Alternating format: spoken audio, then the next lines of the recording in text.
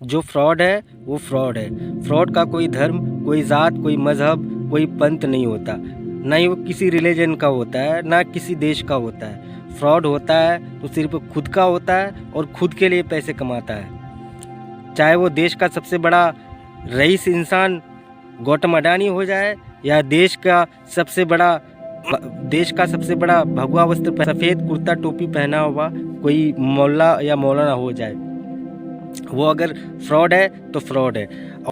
आप फ्रॉड को कहना सीखिए और सच को स्वीकार करना सीखिए, चाहे वो किसी भी जात का हो, या किसी भी देश का हो, या किसी भी रिलीजन का हो। नमस्कार, आदाब, मेरा नाम है अख्तर।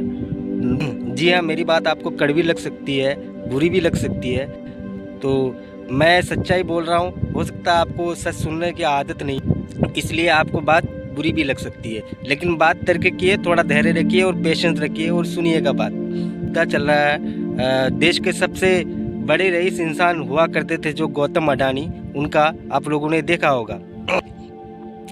आज कई दिनों से चल रहा है, जो खबरें सामने आती है, आज 4,000 करोड़ का नुकसान हो गया, आज 6,000 करोड़ का नुकसान हो गया, तो आज 8,000 करोड़ का नुकसान हो गया। अडानी के इतने शेयर गिर गए और ये खूब तहलका मचाया हुआ है। सोशल मीडिया हो गया, या मीडिया तो कम दिखाती है, लेकिन सोशल मीडिया पे ज़्यादा ये बातें चलती रहती है। पक्ष में खड़े हो जाते हैं और बहुत सारे लोग ऐसे हैं कि उनके खिलाफ बोलते हैं, उनके अगेंस्ट खड़े हुए हैं, लेकिन जो लोग उनके पक्ष में खड़े हैं, मैं उनसे पूछना चाहता हूं कि क्या आपने अडानी को किस एंगल से देखा और किस तरह से देख करके आप बोल रहे हैं कि वो सच हैं। और जो हिंडनबर्ग रिसर्च कंपनी है, जो उन पर खुलासा किया है, सारे सबूत इकट्ठा करके कई सालों के मेहनत करने के बाद उन पे इल्ज़ाम लगाया, लॉन्चर लगाया, तो आप उनको गलत ठहरा रहे हैं।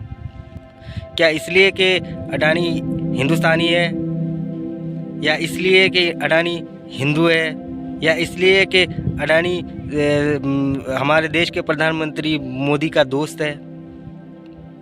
जब गौतम अडानी की बहुत ज़्यादा छीछी होने लगी, बहुत ज़्यादा थू होने लगी, तो उनके जो सीईओ थे या मैनेजर थे या जो भी थे, वो सामने आके उन्होंने एक इमोशनल कार्ड खेलने की कोशिश की कि जो हिंडनबर्ग रिसर्च कंपनी है वो हिंदुस्तान को टारगेट कर रही है, हिंदुस्तान को बदनाम करना चाह रही है। तो भैया मैं आपको बता दूं, और आप भी समझदार हैं, कि गौतम अडानी कब से हिंदुस्तान हो गए? क्या आप लॉजिक लगाइए, गौतम अडानी हिंदुस्तान है। अगर कोई अगर फ्रॉड कर रहा है, वो रहने वाला हिंदुस्तान का है, तो उसमें देश की बदनामी हो जाएगी। और अगर देश की बदनामी हो ही जाएगी, तो जो गलत है, तो आप गलत को गलत कहिए ना। क्यों उनको शरण देना, या क्यों उनको सपोर्ट करना, किस बात के लिए?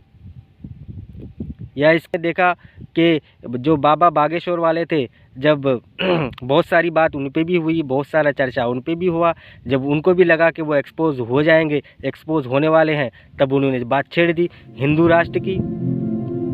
तब उन्होंने सबको ऐलान कर दिया कि भगवा पे हमला है, हिंदू धर्म पे हमला है। अरे कोई पाखंडी बाबा अगर पाखंडी है, तो उसको पाखंडी कहा जाएगा? क्यों नहीं कहा जाएगा पाखंडी? अब जब बात उस पर आती है, जब वो खुद एक्सपोज हो जाते हैं सामने, तो यही इमोशनल कार्ड खेल लेते हैं। और ये इमोशनल कार्ड खेलना देश के नाम पे, तिरंगे के नाम पे, भगवा के नाम पे, हिंदुत्व के नाम पे, ये चीज़ें जो है ना बहुत पुरानी हो गई है। तो ये नहीं कह रहा हूँ कि हिंदू धर्म को ही टारगेट कर रहा हूँ, चाहे मुस्लिम धर्म का भी होगा तो उसका भी बहिष्कार होना चाहिए। और इस बाबा के जगह में अगर कोई मुस्लिम होता, तो पता नहीं देश में कौन सी आफत टूट पड़ती और पता नहीं क्या क्या हो सकता था। हम उसका जो है अंदाज़ा भी नहीं लगा सकते हैं। सरकार में बैठे मुखिया ही उनका दोस्त हो, तो सोच सकते हैं उनका पावर कितना होगा। देखिए, पाखंड करने वाला जितने भी लोग हैं, वो उनका एक टाइम होता है, एक पीरियड होता है, इतना टाइम तक वो पाखंड करते हैं। उसके बाद में फिर पोल उनका भी खुलना चालू हो जाता है। जैसे आपने देखा है आशाराम बापू को, 2 दिन पहले ही उनको जो है उम्र कैद की सज़ा हो गई एक केस में, और पता नहीं कितने केस चल रहे हैं उन पर, रेप का केस।